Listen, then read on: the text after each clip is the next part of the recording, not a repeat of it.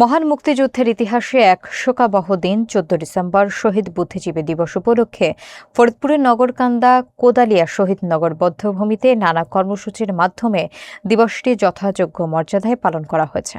বিস্তারিত থাকছে শফিকুল ইসলাম মন্টুর প্রতিবেদনে। রবিবার সকাল ১০টায় কোদালিয়া শহীদনগর বধ্যভূমির গণকবরে পুষ্পস্তবক অর্পণের মাধ্যমে শহীদ বুদ্ধিজীবীদের প্রতি গভীর শ্রদ্ধা নিবেদন করা হয়। এর সময় উপজেলার প্রশাসন সহ বিভিন্ন রাজনৈতিক, সামাজিক, সাংস্কৃতিক সংগঠন, মুক্তিযোদ্ধা এবং সর্বস্তরের মানুষ শ্রদ্ধা জানাতে অংশ নেন।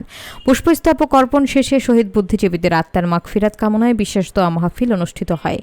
দোয়া পরিচালনা করেন স্থানীয় ইমাম ও ধর্মীয় ব্যক্তিবর্গ। পরে এক সংক্ষিপ্ত আলোচনা সভা অনুষ্ঠিত হয়।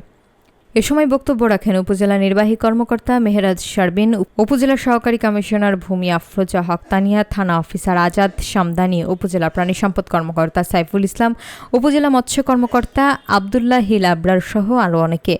আলোচনা সভায় বক্তারা বলেন, ১৯৭১ সালের এই দিনে পাকিস্তানি হানাদার বাহিনী এবং তাদের দোসররা জাতির শ্রেষ্ঠ সন্তানদের নির্মমভাবে হত্যা করে জাতিকে মেধাশূন্য করার ষড়যন্ত্র চালিয়েছে।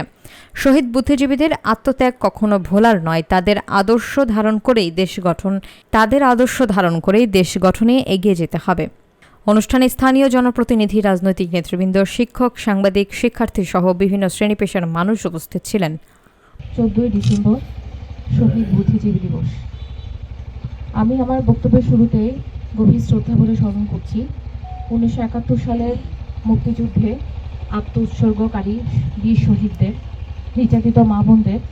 স্মরণ করছি আমাদের বীর মুক্তিযোদ্ধাদের, যাদের আত্মত্যাগের বিনিময়ে, যাদের সাহসিকতার বিনিময়ে আমরা পেয়েছি আজকের এই স্বাধীন বাংলাদেশ।